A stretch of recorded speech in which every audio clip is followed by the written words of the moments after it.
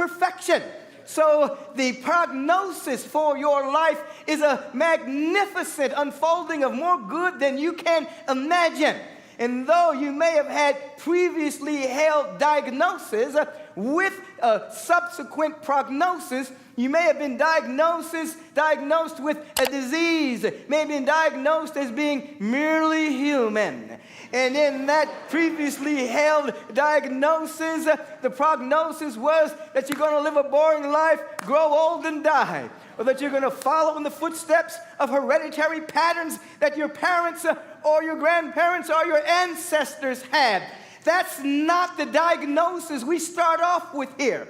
Our diagnostic inner eye says you are a spiritual being first and foremost with a human incarnation. Therefore, the prognosis from that diagnosis is you can overcome everything. You can overcome anything. You can transcend any doubt and fear and worry that when held on too long coagulates into perception, and then that perception coagulates into experience, and then you think you're working against something outside of yourself, but all along you're simply dealing with the mud and the sludge of your own projection of self-loathing and lack of self-worth and the collective agreement that has been bestowed accidentally upon the human consciousness. Not you, not here, not now. That's not what your life is about. There is a prognosis that states that from the very beginning, before the beginning of time, there is and was perfection. And this is why we sometimes pray in substance, saying, show me the glory I had before the beginning of time.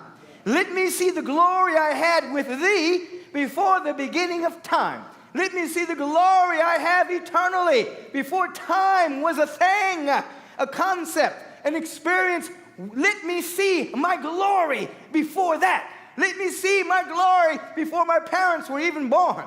Let me see my glory before the foundations of the earth were even created. Let me see what I am. And from that dynamic, the prognosis is wonderful.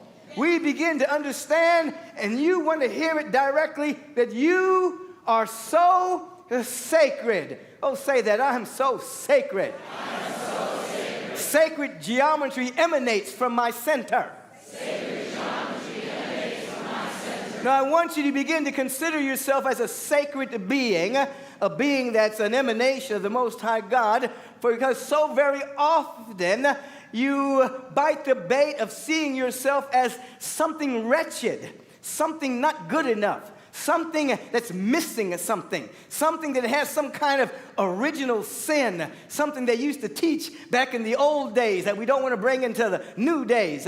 We don't harbor with such superstitious nastiness. No, we come to an understanding that there's a sacredness about us. For the Spirit of the living God only recreates everything out of its own substance and its own spiritual ideation from the idea-sphere, which is infinite capacity in the mind of the infinite. So you are sacred. Say, I am sacred. I am sacred. Sacred geometry emanates from my center. Sacred geometry emanates from my center. I am whole right now.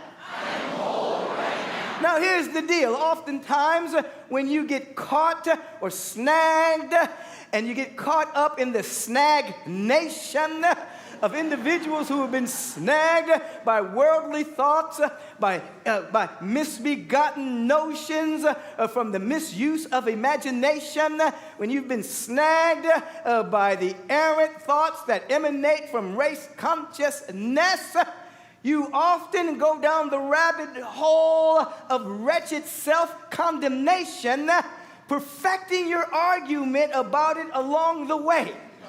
You'll begin to say how bad it is, how bad you are. Your senses will begin to grab evidence that what you're saying is so, and then you perfect your argument about it. And if someone were to come along and say, it's going to be all right. No, it's not. You don't understand. It's not going to be okay. I've got evidence to prove how bad it is. Just the other day, I got caught by a red light. And then the day before that, this happened, that happened. Oh, everything is stacked against me. And you'll start to perfect this argument based on false evidence. And pretty soon you know you've gone down the rabbit hole of self-condemnation. And the only thing that you've perfected is your excuse, your complaining, and your argument for negativity. This is not what individuals emanating from the mind of God are about. That's developing a level of sovereignty from race consciousness, the collective beliefs of society. This is not for individuals who've come to a greater understanding of their oneness with the Spirit and are now honing their attention to see and to feel the presence of God and to begin to gather evidence that the presence is for you, the evidence that there's really nothing against you, the evidence that everything is working together for your good, the evidence that you're always getting over any circumstance or situation or obstacle, where if you're going down the rabbit hole of self-condemnation, a part of you will gather evidence for negativity. But if you begin to look with precise intention for the presence of God, you begin to galvanize to yourself evidence that everything is working on your behalf.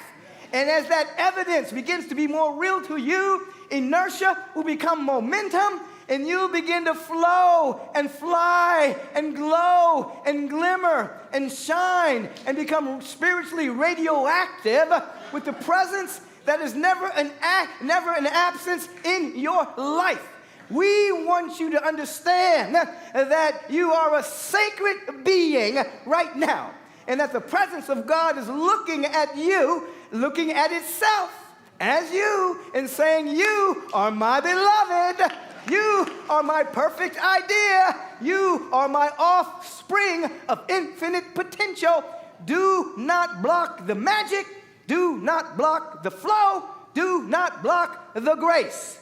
The magic, as we're spelling it today, means an intentional act to cause transformation in your life, as opposed to magic that means luck, or magic that some kind of parlor game, something to that effect. When it's spelled with that J and that K, it means an intentional act for you to cause some level of transformation in your own life, so that you're all becoming great spiritual magicians at that level, not settling for the status quo in the world, but you're beginning to say, there's something so magnificent that's within me that can actually create a highway for my perfect unfoldment. I don't care what my lying eyes are telling me about the world. I don't care what my ears are bringing to me from the misuse of media and calling it the news. I am a great magician, a great mystic, a great metaphysician, and I am creating an intentional act with my word and my thought and my action to create intentionally change within my perception and in the world as I see it. I'm rising up and I'm breaking every single agreement that I've made from my previous self, and every single agreement that I've made with society around lack and limitation and scarcity and not enoughness. I'm only holding hands with excellence. I break all agreement with mediocrity today, and I hold the vibrational hand of excellence. And this is what I see. Don't block the flow.